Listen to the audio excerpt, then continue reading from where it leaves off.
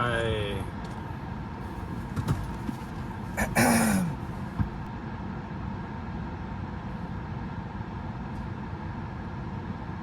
so I want to shave my mustache.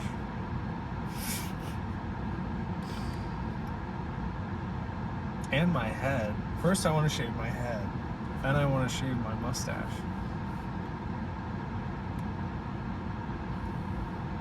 Depending on, maybe I don't want to shave my mustache.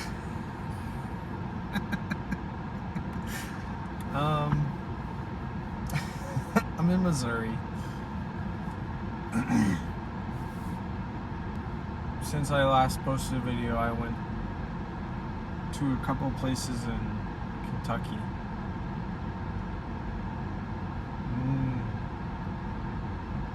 What stands out from that experience is I was watching a random video on YouTube, and this woman was doing a sort of meditation practice, and she was like,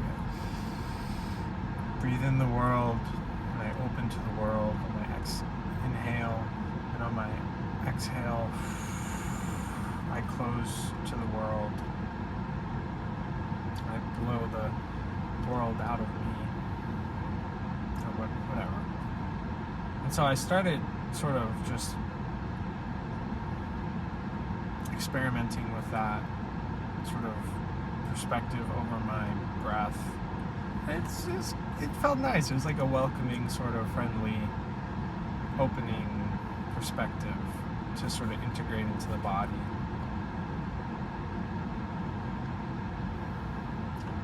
And I started doing formal sitting meditation again, breath meditation. Sort of breath meditation. Because, like, I'm sitting there, there's not a whole lot going on, so my attention is there with the breath too. But I've also experimented in this formal sitting posture with the sort of perspective that I am sitting in this moment to cultivate unconditional happiness, whatever that even means. So, like, loving kindness is like this unconditional wishing of well-being, this unconditional intention of well-being to myself and everything around me, just universal. Equanimity is this unconditional, like, coolness and chill, regardless of any positive or negative condition. I remain equanimous, calm, balanced, sort of just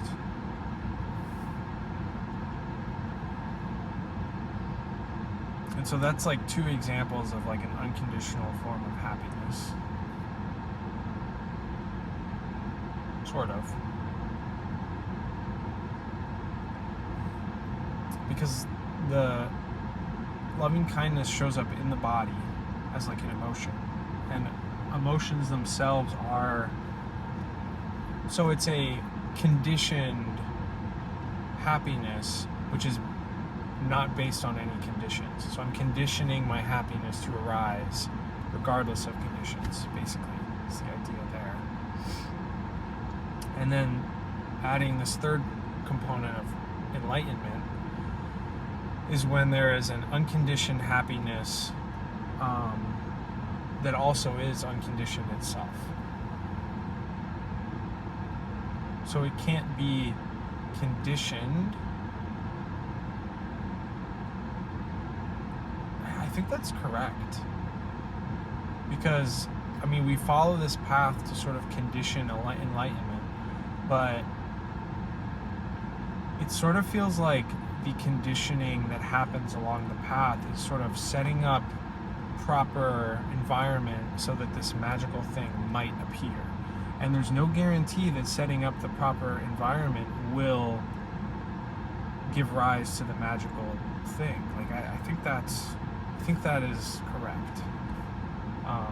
But nonetheless, we make effort to set up these conditions so that this magical thing will appear, not being completely sure that it will.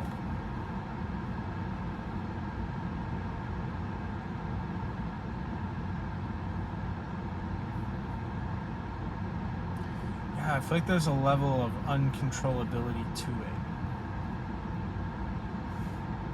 It's like maximizing our chances, but impossible to make our chances 100. It's like, it is possible that this will occur.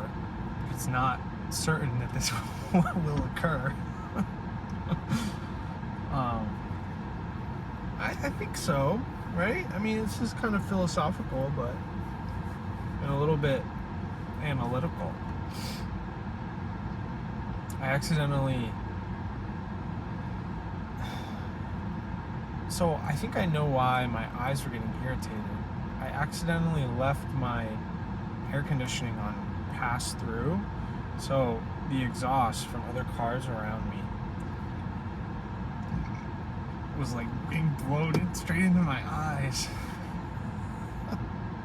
And only like recently on the highway did I recognize what was happening. I was like, why are my eyes suddenly like tearing up and itchy, and I thought they were healing. Like, what? So I think I got to the bottom of that one.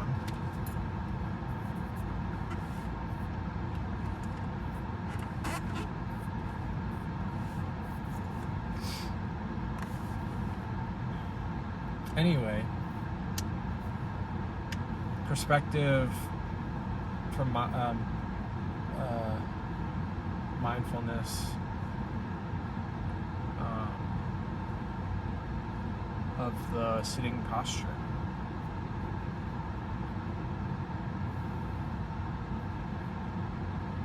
Yeah, so I've been doing 20 minutes sometime in the morning and sometime in the evening.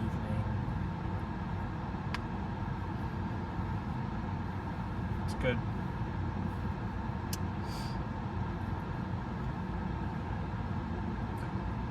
So there's this other component, right intention.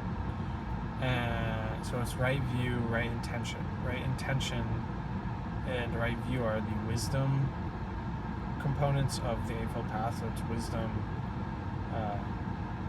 sort of moral behavior, virtue, and then meditation. I did talk some on meditation, which was mindfulness, right mindfulness, right effort, and right samadhi. But I also spoke a little bit on right view, but I want to talk on this right intention, which is, the right intention is to avoid greed, hatred, and delusion, and to cultivate generosity, kindness, and clarity. It's my understanding at the moment. Which, I mean, it sounds like exactly like right effort.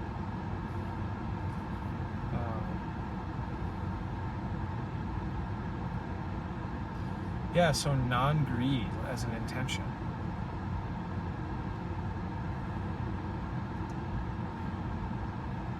Non-hatred as an intention. Non-ignorance as an intention.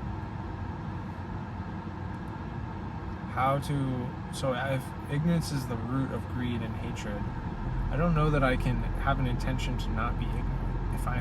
Because if I'm ignorant, that's the nature of ignorance, is I don't know that is there. So I think a much more accessible point is into non-greed and non-hatred, because when hatred is there, I know it, and when greed is there, I know it. So in this moment, what am I wanting? What am I disliking?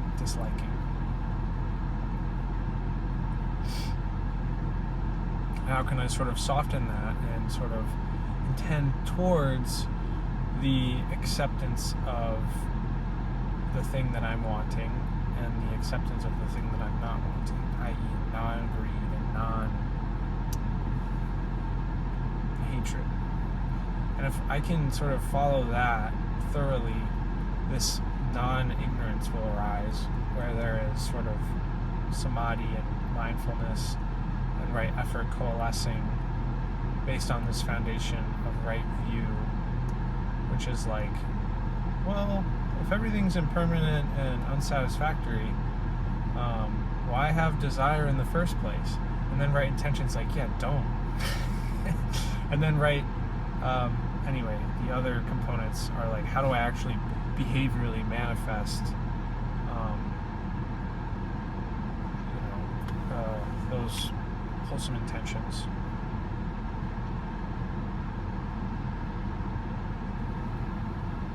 But so hopefully at the fruition of this mindfulness and right effort and right samadhi is non-ignorance.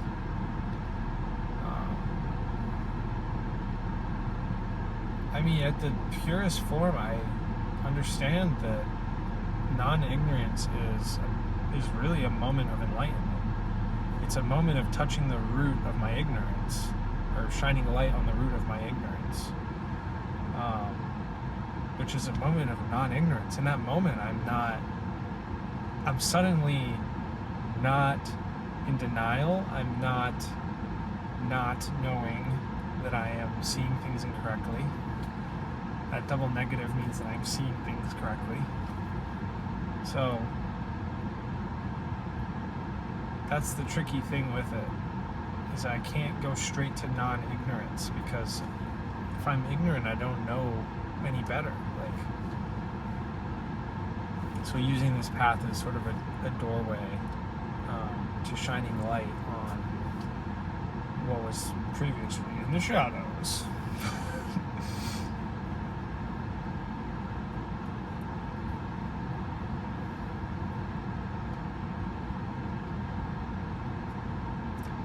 I suppose next would be right action and right speech and right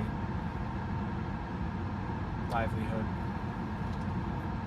Because I've spoken on the bottom three and the top two, and then those are the middle three. Those ones are kind of fun because they're like so immediately practicable, and they make such a huge like rippling impact, especially putting myself in the position of someone who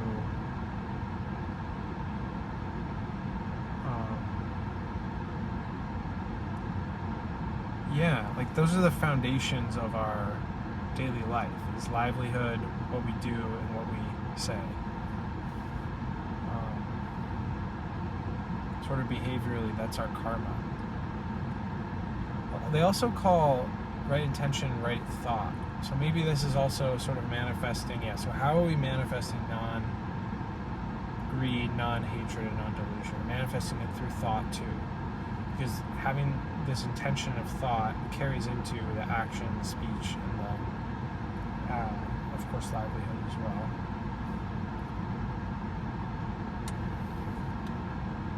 But so thought is karmically relevant as well. That's an important, very important piece of how all this Dhamma comes together. Mindfulness of mental states, mindfulness of Dhamma categories both can incorporate thought processes and be mindful therein.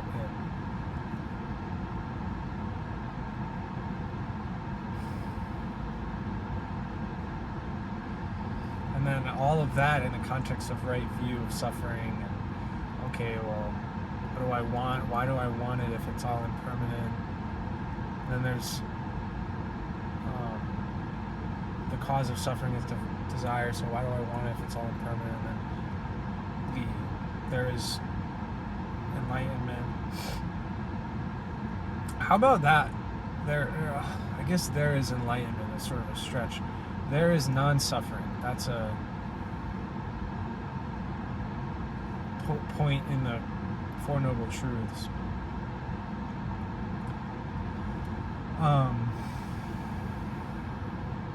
So I guess at first there's we have these moments of non-suffering where we're having loving kindness or equanimity, but we're still rooted in ignorance, right?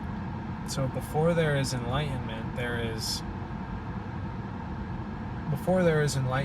as this third noble truth of non-suffering, there is sort of mundane non-suffering where I'm happy.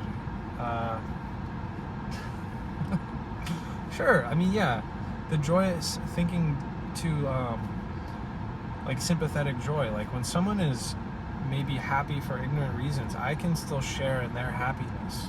And my being happy for their happiness is actually sort of an enlightened reason for happiness, an unconditioned reason for happiness. I mean, I guess it becomes a condition, right? So, I mean, here, the beautiful Dhamma drop downs, right? So, like, sympathetic joy is this component of loving kindness. It adds one condition, right? So, loving kindness has no conditions at all. And just, being happy for the sake of goodness and wellness and happiness for myself and all. And then there's sympathetic joy, where it's the same thing for someone who's already happy. Right, so it adds that one condition to it. So, but anyway, that then I guess could be technically part of mundane non-suffering in the Third Noble Truth. But that mundane form of happiness still can be experienced by someone who is enlightened. It's not like when someone becomes enlightened, they are suddenly exposed to this other form of happiness, and that is the only way they see happiness. No, loving kindness sort of folds into that and is sort of inherent to that thing of enlightenment. As such, samadhi is too, the same sort of vein.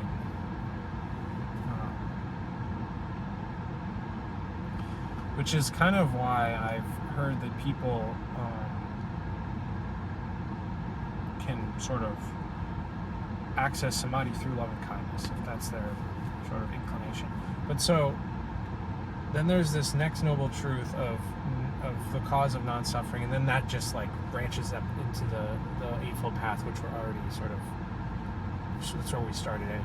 So it's all this like interweaving, like way of seeing reality and creating reality.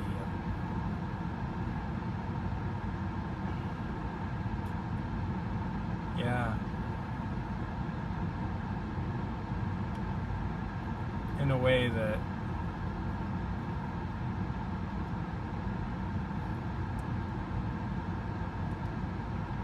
is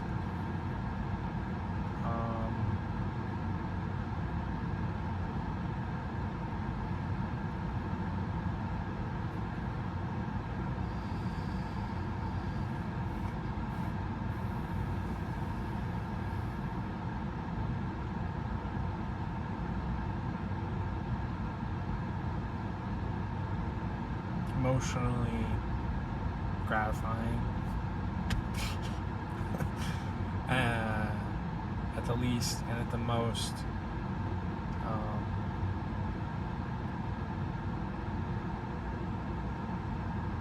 mind-shatteringly peaceful, and mind-shatteringly and ultimately finally peaceful.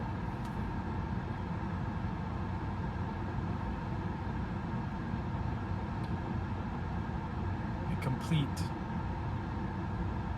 This word completion comes to mind, like this ultimate sense of completion. Ultimate sense of peaceful completion. Good words.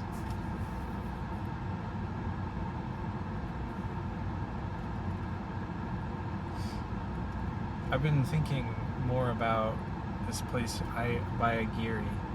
It's a Buddhist monastery in Northern California. I'm so excited to go to Northern California. And on the way to Northern California, there's like a dense population of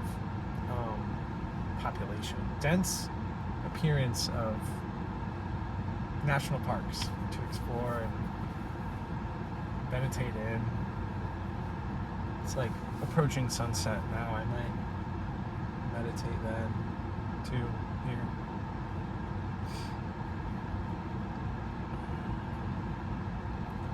Haven't been doing that much. Like, I don't know, go to Planet Fitness in the morning, exercise, stretch. I'm doing power walking. Just mindfulness of walking and trying to like relax my legs and feel into the ground, and then sort of train that into my nervous system so that that's the default, just to be mindful and relax into the ground. Wholesome.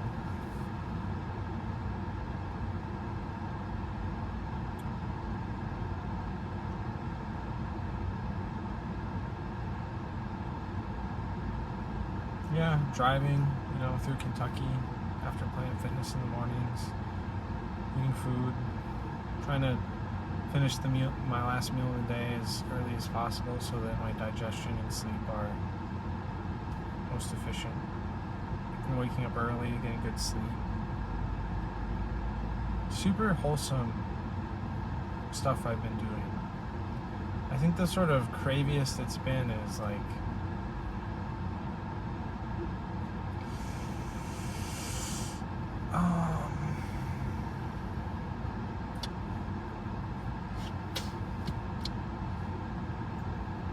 probably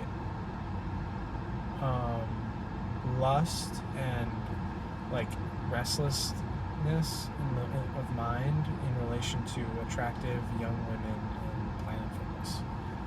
And today I was like, put up my blinders, kind of, because it was like really agitating to allow that into the mind.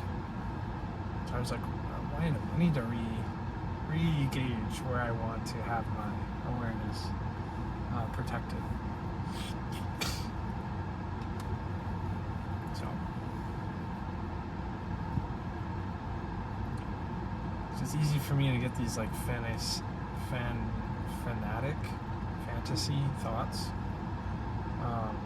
about sex and women and my future and my past, and then that like manifests in my moment-to-moment experience in Planet Fitness, because this context arises. So trying to keep my blinders, protect my mindfulness, my right effort, my samadhi, my peace, samadhi.